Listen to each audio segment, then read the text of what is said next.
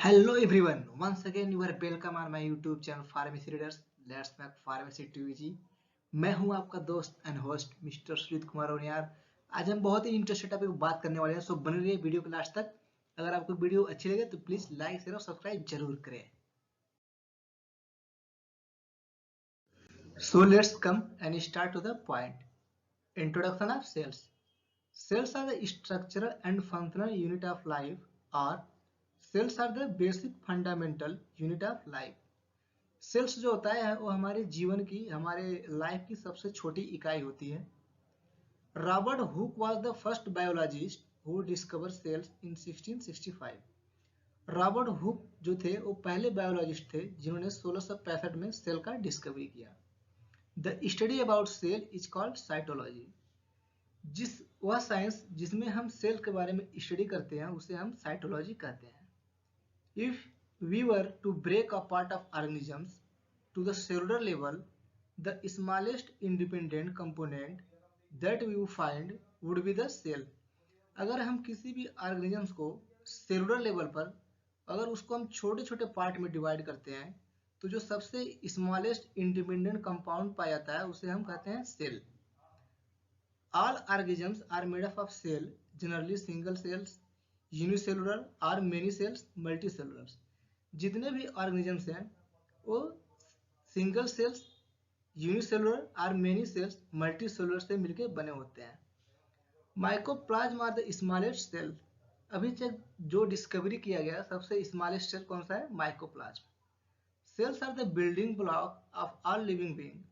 जो सेल्स होता है और हमारे लिविंग बीइंग या एनिमल बीइंग हो या ह्यूमन बीइंग हो या फिर प्लांट्स हो, जो भी हो, वो हमारे लिविंग बीइंग का बिल्डिंग ब्लॉक्स होता है। They provide the structure to the body and convert the nutrients taken from the food into the energy. Cells जो होते हैं वो हमारे बॉडी को एक स्ट्रक्चर देते हैं और जो भी हम न्यूट्रिएंट्स लेते हैं, जो भी हम फूड वगैरह लेते हैं, वो फूड से एनर्जी को एब्जॉर्ब करके बॉडी को डेवलपमेंट करने के लिए स्टोर करते हैं और बॉडी को डेवलपमेंट और प्रोसेस के लिए आगे बढ़ाते हैं। इन 1883 Robert brown, a Scottish botanist, provide the very first insight into the cell structure. 1883 में रॉबर्ट ब्राउन ने सेल का स्ट्रक्चर को प्रोवाइड कराया था सबसे पहले। So let's come and start to the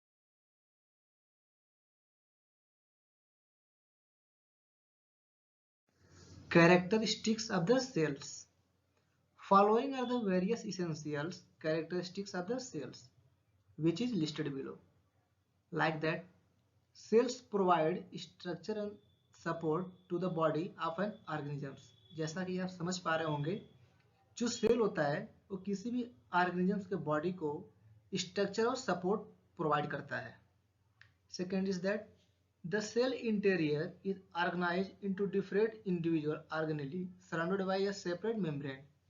जो सेल का इंटीरियर पार्ट्स होता है, जो सेल्स होते हैं, वो बहुत सारे छोटे छोटे पार्ट से मिलके बने होते हैं, बहुत छोटे पार्ट से मिलके बने होते हैं, जिसे जनरली कहते हैं organelles, which is surrounded by separate membrane, जो अलग अलग मेम्ब्रेन से सेपरेट होते हैं।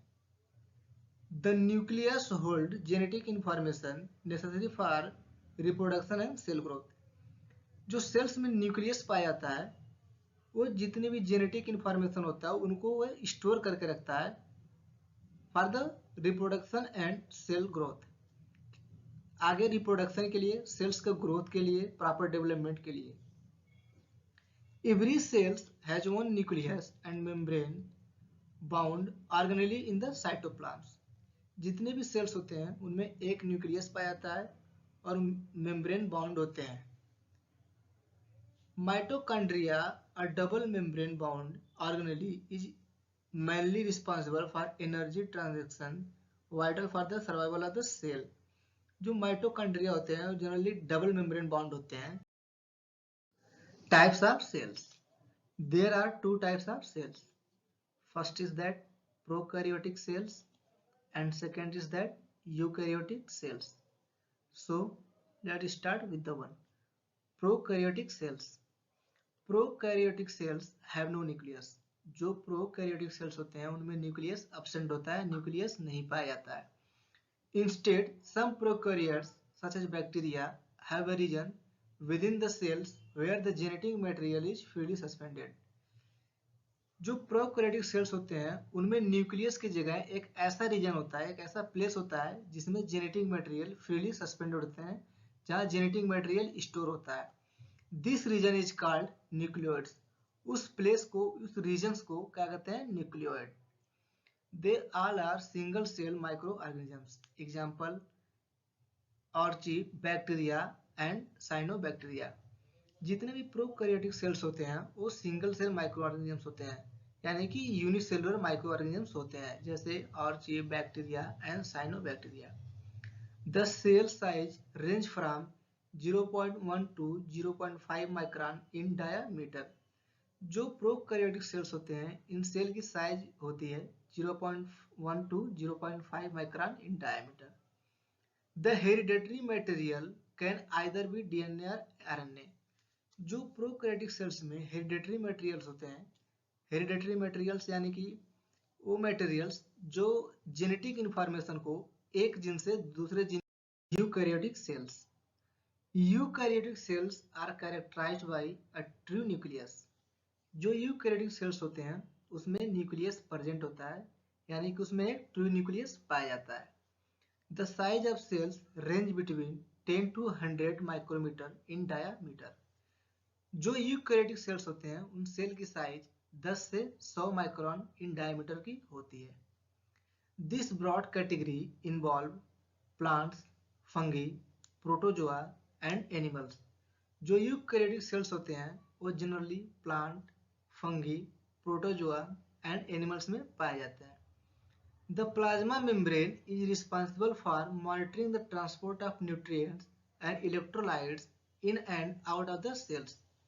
जो न्यूक्लियस का जो प्लाज्मा मेम्ब्रेन होता है वो न्यूट्रिएंट्स को या इलेक्ट्रोलाइट्स को सेल के इन और आउट, यानी कि सेल के अंदर और बाहर ट्रांसपोर्ट करने में. Eukaryotic cells. Eukaryotic cells are characterised by a true nucleus. जो यूकैरियोटिक सेल्स होते हैं उसमें न्यूक्लियस प्रेजेंट होता है, यानी कि उसमें एक ट्रू न्यूक्लियस पाया जाता है. The size of cells range between 10 to 100 micrometre in diameter. जो यूकैरियोटिक सेल्स होते हैं उन सेल की साइज 10 से 100 माइक्रोन इन डायमीटर की होती है. This broad category involve plants, fungi, protozoa and animals. जो यूकैरियोटिक सेल्स होते हैं वो generally plant, fungi, protozoa and animals में पाए जाते हैं. The plasma membrane is responsible for monitoring the transport of nutrients and electrolytes in and out of the cells. जो nucleus का जो प्लाज्मा मेम्ब्रेन होता है वो न्यूट्रिएंट्स को या इलेक्ट्रोलाइट्स को सेल के इन और आउट, यानी कि सेल के अंदर और बाहर ट्रांसपोर्ट करने में. Second is that structure of cells. The cell structure comprise individual components with specific functions essential to carry out life process. जो सेल का स्ट्रक्चर होता है, अगर हम इसके बारे में स्टडी करते हैं तो हम ये देखते हैं कि जो सेल का स्ट्रक्चर होता है वो बहुत सारे कंपोनेंट्स से मिलकर बना होता है, यानी कि उसमें बहुत सारे कंपोनेंट्स प्रेजेंट होते हैं जिनकी स्ट्रक्चर ऑफ सेल्स. जैसा कि आप लोग वीडियो में देख रहे होंगे सेल के स्ट्रक्चर्स को, इसमें बहुत सारे छोटे छोटे कंपोनेंट्स, अलग अलग पार्ट, इस अलग अलग पार्ट कंप्राइज हुए हैं, छोटे छोटे पार्टों से मिलकर सेल्स बना होता है. ये जितने भी पार्ट्स होते हैं, जितने भी कंपोनेंट्स होते हैं, इनका अलग अलग फंक्शन होता है. जैसे कि न्यूक्लियस, इनका फंक्शन कुछ और है. प्लाज्मा मेम्ब्रेन, इनका फंक्शन कुछ और है. माइटोकॉन्ड्रिया, इनका फंक्शन कुछ और है. मतलब कि जितने भी छोटे छोटे कंपोनेंट्स हैं, पार्ट हैं, इनका अलग अलग फंक्शन होता है जो लाइफ के बेसिक सपोर्ट के लिए बहुत ही हेल्पफुल होते हैं, जो बॉडी को सपोर्ट देते हैं, बॉडी को एक स्ट्रक्चर देते हैं, बॉडी को एक न्यूट्रिएंट्स, एनर्जी प्रोवाइड करते हैं फॉर द प्रॉपर डेवलपमेंट, यानी कि हमारे लाइफ प्रोसेस को लॉन्ग लास्टिंग बनाने में बहुत ही हेल्पफुल होते हैं. Structure of cells. जैसा कि आप लोग वीडियो में देख रहे होंगे सेल के स्ट्रक्चर्स को, इसमें बहुत सारे छोटे छोटे कंपोनेंट्स, अलग अलग पार्ट, इस अलग अलग पार्ट कंप्राइज हुए हैं, छोटे छोटे पार्टों से मिलकर सेल्स बना होता है. ये जितने भी पार्ट्स होते हैं, जितने भी कंपोनेंट्स होते हैं, इनका अलग अलग फंक्शन होता है। जैसे कि न्यूक्लियस, इनका फंक्शन कुछ और है। प्लाज्मा मेम्ब्रेन, इनका फंक्शन कुछ और है। माइटोकॉन्ड्रिया, इनका फंक्शन कुछ और है। मतलब कि जितने भी छोटे छोटे कंपोनेंट्स हैं, पार्ट हैं, इनका अलग अलग फंक्शन होता है, जो लाइफ के बेसिक सपोर्ट के लिए बहुत ही हेल्पफुल होते हैं, जो बॉडी को सपोर्ट देते हैं, बॉडी को एक स्ट्रक्चर देते हैं, बॉडी को एक न्यूट्रिएंट्स एनर्जी प्रोवाइड करते हैं फॉर द प्रॉपर डेवलपमेंट। यानी कि हमारे लाइफ प्रोसेस को लॉन्ग लास्टिंग बनाने में बहुत ही हेल्पफुल होते हैं।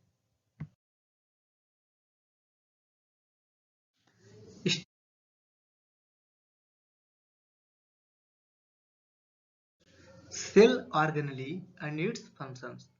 सेल ऑर्गेनली का मतलब होता है कंपोनेंट ऑफ द सेल्स, यानी कि जो सेल्स में छोटे छोटे कंपोनेंट्स पाए जाते हैं उसे हम बेसिकली सेल ऑर्गेनली कहते हैं। तो उस छोटे छोटे कंपोनेंट्स के फंक्शन के बारे में नीचे डिस्क्राइब किया गया है। तो चलिए देखते हैं। पहला है न्यूक्लियस।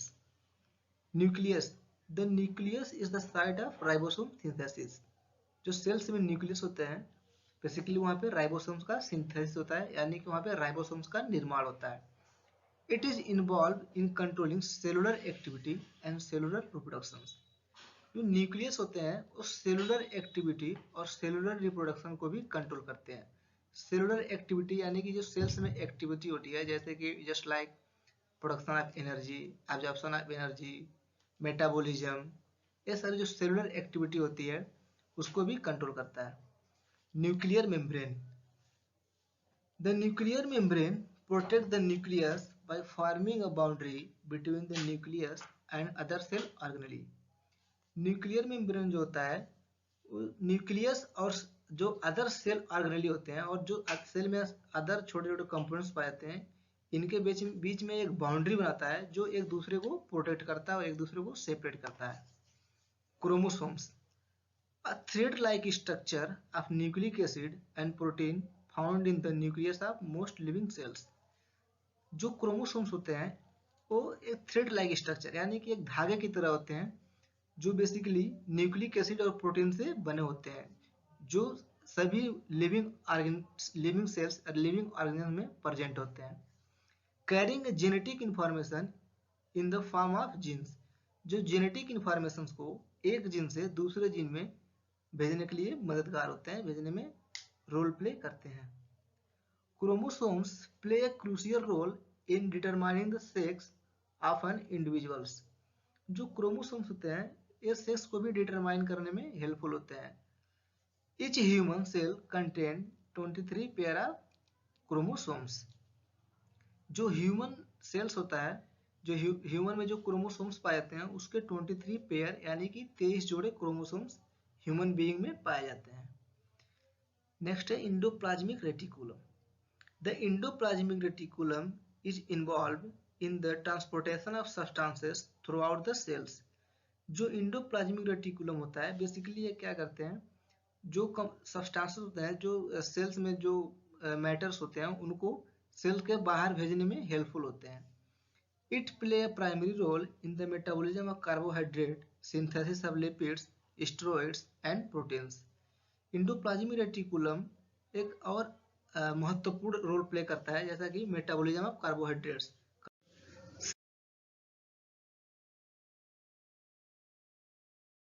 नेक्स्ट होता है गोल्गी बॉडीज।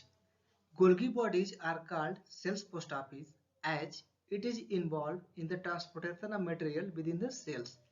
गोल्गी बॉडी को हम बेसिकली सेल्स का पोस्ट ऑफिस करते हैं, because it is act as a carrier, एक कैरियर की तरह काम करता है, जो भी किसी भी मटेरियल्स को जो सेल्स के आउटर साइड में पाए जाते हैं वो सेल्स के अंदर लाने में हेल्पफुल होता है।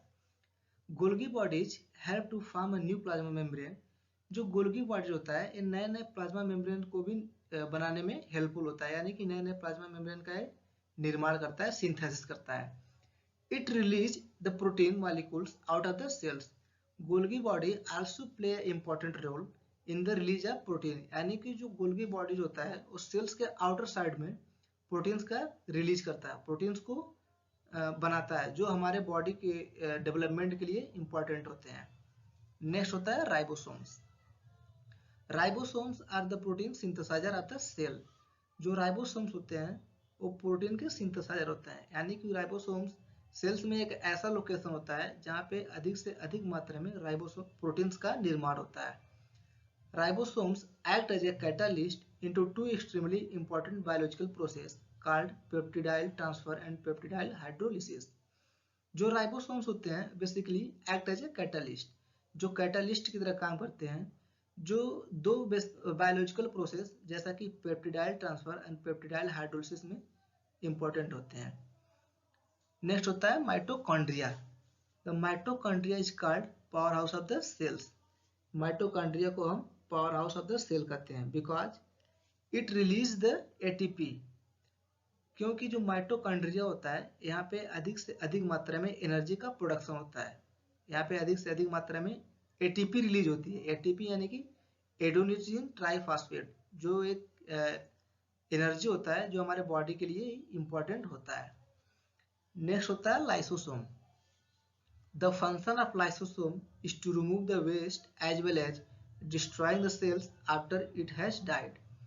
जो लाइसोसोम्स होता है बेसिकली जो सेल्स में वेस्ट मटेरियल होते हैं या फिर जो डेड सेल्स होते हैं उनको सेल्स से बाहर करता है, यानी कि सेल से रिमूव करता है। इस प्रक्रिया को हम ऑटोलिसिस कहते हैं। A lysosomes is an organelle containing the digestive enzyme which is used to the function as the digestion of waste removal for cell food particles, bacteria and etc। Lysosome जो होता है, जो सेल्स में lysosomes पाए जाते हैं, वो एक डाइजेस्टिव एंजाइम कंटेनिंग होता है, यानी कि उसमें एक डाइजेस्टिव एंजाइम पाया जाता है जो किसी भी भोजन को पचाने में या फिर जो वेस्ट होते हैं उनको बाहर करने में हेल्पफुल होता है। नेक्स्ट होता है chloroplast. Chloroplast are the primary organelle for the photosynthesis. Chloroplast जो होता है प्राइमरी ऑर्गेनेली होता है फोटोसिंथेसिस प्रक्रिया में, यानी कि जो फोटोसिंथेसिस की जो रिएक्शन होती है सेल्स में, उसमें क्रोनोप्लास्ट जो होता है हमारा प्राइमरी ऑर्गन्स होता है, यानी कि प्राइमरी कंपोनेंट होता है। इट नेक्स्ट होता है गोल्गी बॉडीज।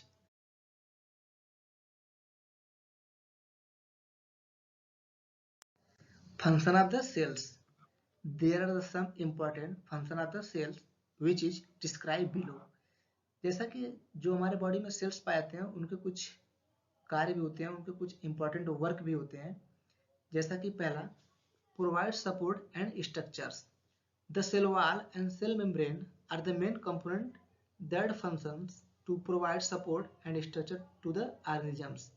जो हमारे सेल के मेन कंपोनेंट होते हैं जैसा कि cell wall and cell membrane, इनका जो मेन कार्य होता है, जो इनका मेन फंक्शन होता है, वो किसी भी ऑर्गेनिजम्स को एक स्ट्रक्चर प्रोवाइड करते हैं और उनको सपोर्ट करते हैं। दूसरा होता है facilitate growth mitosis. Facilitate growth mitosis का मतलब होता है कि जो हमारा पेरेंट सेल होता है, अगर पेरेंट सेल को अगर हम दो पार्ट में डिवाइड करते हैं, डॉटर, जिसे हम डॉटर सेल्स कहते हैं, इस प्रक्रिया को हम बेसिकली मिटोसिस कहते हैं। यानी कि parent cells divide into daughter cells is called mitosis. जब पेरेंट सेल्स डॉटर सेल्स में डिवाइड होता है तो उसे हम क्या कहते हैं, mitosis. Thus the cells multiply and facilitate the growth in the organisms. जब सेल्स का मिटोसिस होता है तो जो डॉटर सेल्स होते हैं ये एक दूसरे से मल्टीप्लाई करते हैं, जिससे नए सेल्स का निर्माण होता है, जो ऑर्गेनिजम्स ग्रोथ के लिए बहुत ही यूजफुल होता है। तीसरा होता है allow transport of substances. Allow transport of substances का मतलब होता है कि जो हमारा सेल्स होता है वो बेसिकली इसमें जो कंपोनेंट्स पाए जाते हैं जो एक कैरियर की तरह काम करते हैं, जो हम किसी भी न्यूट्रिएंट्स को, किसी भी केमिकल मैसेंजर्स को एक पार्ट से दूसरे पार्ट तक, यानी कि सेल्स से आउटर एंड सेल्स के इनर साइड में भेजने में बहुत ही इंपॉर्टेंट रोल प्ले करते हैं। चौथा होता है energy production. Cells require energy to carry out various chemical process. Energy production का मतलब होता है कि जो सेल्स में जितनी भी केमिकल प्रोसीजर होती है, सेल्स में जितनी भी एक्टिविटी होती है, उनको चलाने के लिए बेसिकली हमें एनर्जी की जरूरत होती है। जैसा कि अगर हम कोई भी काम करते हैं तो हमें सबसे पहले एनर्जी की आवश्यकता होती है, वैसे ही सेल्स में जितने भी केमिकल प्रोसेस होते हैं उसको कैरी आउट करने के लिए, उसको लगातार चलते रहने के लिए हमें एक एनर्जी की आवश्यकता होती है, this energy is produce by the cells through a process called photosynthesis in the plant and respiration in the animals. Basically ये जो एनर्जी प्रोड्यूस होता है वो उसे उस एनर्जी जो प्रोड्यूस होता है उस प्रक्रिया को हम फोटोसिंथेसिस कहते हैं, जो बेसिकली प्लांट में होता है। यानी कि प्लांट में जिस प्रक्रिया द्वारा एनर्जी हमें प्राप्त होता है उसे कहते हैं फोटोसिंथेसिस, एंड जिस प्रक्रिया द्वारा एनर्जी एनिमल्स में प्राप्त होता है उसे कहते हैं रिस्पायरेशन। यानी कि जो फोटोसिंथेसिस होता है बेसिकली वो प्लांट में होता है, और जो रिस्पायरेशन होता है वो बेसिकली एनिमल्स या ह्यूमन बीइंग में होता है। पांचवा होता है aids in reproduction. A cell aids in reproduction through the process called mitosis and meiosis. Aids in reproduction का मतलब होता है कि जैसा कि मैंने आपको बताया कि जब मिटोसिस होता है इसमें पेरेंट सेल्स दो